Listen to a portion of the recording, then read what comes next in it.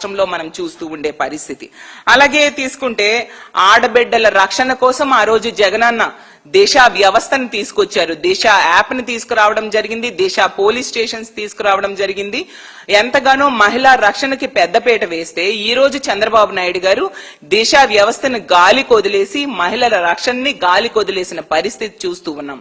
ఇంత ఘోరంగా మహిళలకి మోసం చేసిన మీరు ఏ విధంగా అంతర్జాతీయ మహిళా దినోత్సవ వేడుకల్లో పాల్గొంటారు? మీకు అర్హత ఉందా చంద్రబాబు నాయుడు గారు అని నేను అడుగుతూ ఉన్నాను.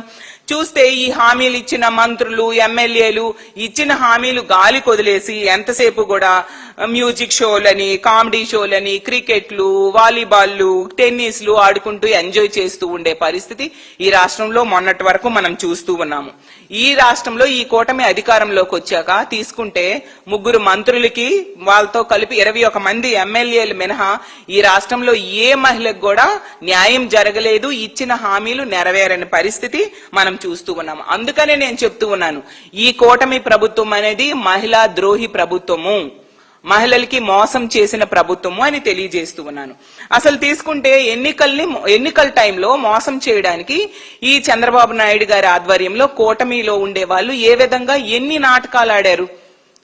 తీసుకుంటే చాలా మంది స్కూటీల మీద వచ్చారు, రిక్షాల మీద రావడం జరిగింది, స్కూటర్ల మీద రావడం జరిగింది, జీపుల మీద వచ్చారు, కార్ల మీద వచ్చారు, నడిచి వచ్చారు, ఇంటింటికి వెళ్లారు, మేనిఫెస్టోని పంచడం జరిగింది. అలాగే బాండ్స్ పంచారు. జూన్ లో అధికారంలోకి వస్తుంది, అప్పటి నుంచి అన్ని పథకాలు కూడా అమలవుతాయి, ఒక్కొక్క కుటుంబానికి ఇన్నేసి లక్షల రూపాయలు వాళ్ళ అకౌంట్ లో పడిపోతాయని నమ్మబలికారు. చూస్తే 20 నెలలు అయింది, ఆ బాండ్స్ కి ఈరోజు అతిగతి లేని పరిస్థితి మనం చూస్తూ ఉన్నాము. అసలు వీళ్ళు తిరిగి ప్రచారం చేసింది సరిపోదన్నట్టుగా పక్క రాష్ట్రంలో ఉన్న హీరోల్ని, జూనియర్ ఆర్టిస్టుల్ని అందరినీ తీసుకొచ్చి ప్రచారం చేశారు. వాళ్ళందరూ ఏమైపోయారు ఈరోజు? మరీ ముఖ్యంగా తీసుకుంటే ఎంత దారుణంగా వీళ్ళు ప్రచారం చేశారంటే, వీళ్ళు ఇంటింటికి తిరిగేటప్పుడు మేము చంద్రబాబు నాయుడు గారి తాలూకా వచ్చాం, పవన్ కళ్యాణ్ గారి తాలూకా వచ్చాం, లోకేష్ గారి తాలూకా వచ్చామని చెప్పారు. నీకు 18,000, నీకు 18,000, నీకు 18,000 అన్నారు. నీకు నెలకి 1,500 అని చెప్పారు. ఏది ఆ ఆడబిడ్డనిది? 20 నెలలు అయింది కదా, ఏది ఆడబిడ్డనిది అని నేను అడుగుతూ ఉన్నాను. మరి ఇప్పుడు ఆ పిఠాపురం ఎమ్మెల్యే గారి తాలూకా ఎక్కడా కనిపించట్లేదే, ఆ మంగళగిరి ఎమ్మెల్యే గారి తాలూకా వాళ్ళు ఎక్కడా కనిపించట్లేదే, ఆ కుప్పం ఎమ్మెల్యే గారి తాలూకా వాళ్ళు ఎక్కడా కనిపించట్లేదే. ఏమైపోయారు వీళ్ళంతా? మహిళలు ఇప్పుడు వీళ్ళు కనిపించక ఈ హామీలు ఇచ్చిన వాళ్ళందరూ ఏమైపోయారు? ఇచ్చిన హామీలు ఏ ఒక్కటి నెరవేరలేదు, ఇచ్చిన బాండ్స్ అలా మా దగ్గరే ఉండిపోయాయి అని చెప్పి లబోదిబో అంటూ ఉండే పరిస్థితి ఈ రాష్ట్రంలో నెలకొనుంది. మళ్ళీ మన బడ్జెట్ లో తీసుకుంటే పయ్యావుల కేశవ్ గారు, ఫైనాన్స్ మినిస్టర్ గారు చెప్పారు, సంక్షేమం గురించి ప్రస్తావిస్తూ ముఖ్యమంత్రి గారి హృదయానికి అత్యంత సన్నిహితమైన అంశం సంక్షేమము అంటూ చాలా పెద్ద డైలాగ్ చెప్పారు. దాన్ని చూసి లోపలదంతా చదివేసరికి ఏదో మహిళలకి చాలా ఉపయోగపడే ఉంటాయి కావాలి, చాలా సంక్షేమం చేసేస్తారేమని రాష్ట్ర మహిళలందరూ కూడా ఎంతగానో ఆశపడితే చూసేసరికి అందులో ఏమీ లేవు.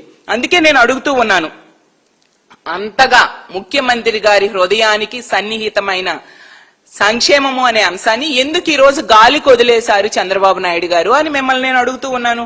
ఈ రోజు తీసుకుంటే ఆడబిడ్డనిది ఒక్కొక్క మహిళకి 18 సంవత్సరాలు దాటి 60 సంవత్సరాల లోపు ఉన్న మహిళలకి నెలకి ఎంత ఇస్తామన్నారు? 1,500 రూపాయలు చొప్పున, అంటే ఏడాదికి 18,000 రూపాయల చొప్పున ఇస్తాను, మీకు అండగా ఉంటాను అని చెప్పడమే జరిగింది. అది ఇప్పుడే కాదు, ఎప్పుడో మహానాడు నుంచి చెప్తూ ఓదరగొడుతూ వస్తూ ఉండే పరిస్థితి. దీనికోసం సాంగ్స్ పాడడం జరిగింది, ఎన్నో యాడ్స్ వేయడం జరిగింది, ఓదరగొట్టి ప్రచారం చేశారు. ఇప్పుడు తీసుకుంటే 3 బడ్జెట్లు అయిపోయాయి. ఒక ఏడాదికి 32,400 కోట్లు దీనికి అవసరం. 3 ఏడాదులు కలిపితే 97,000 కోట్ల పైగా అవసరం. ఒక్క రూపాయి అయినా దీనికోసం కేటాయించారా? మొన్న ఈ బడ్జెట్ కాక గత బడ్జెట్లు అయితే హోంమంత్రి గారు అయితే ఏకంగా ఈనాడు పేపర్ చూసి ఆడబిడ్డ నిధికి కేటాయించేశాము అని చెప్పారు. మరి ఏది 3వ బడ్జెట్ లో కూడా రూపాయి కూడా కేటాయించని పరిస్థితి మనం చూసాం. నిరుద్యోగ భృతి 20 లక్షల ఉద్యోగాలు లేదా 3,000 రూపాయలు నిరుద్యోగ భృతి అన్నారు.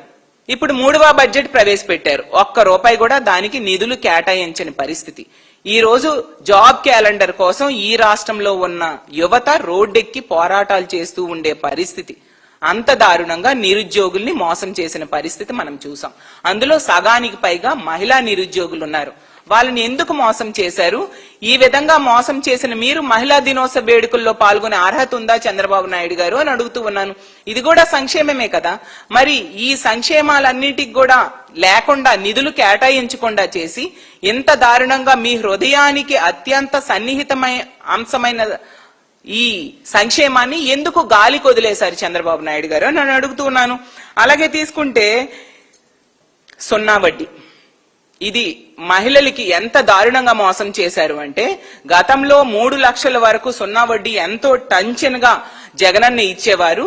ఈ 10 లక్షల వరకు కూడా సున్నా వడ్డీ ఇస్తానని చెప్పడమే కాకుండా ఎంతగానో నమ్మించి బాండ్స్ లో కూడా సున్నా వడ్డీ కోసం ప్రస్తావించిన పరిస్థితి మనం చూసాము.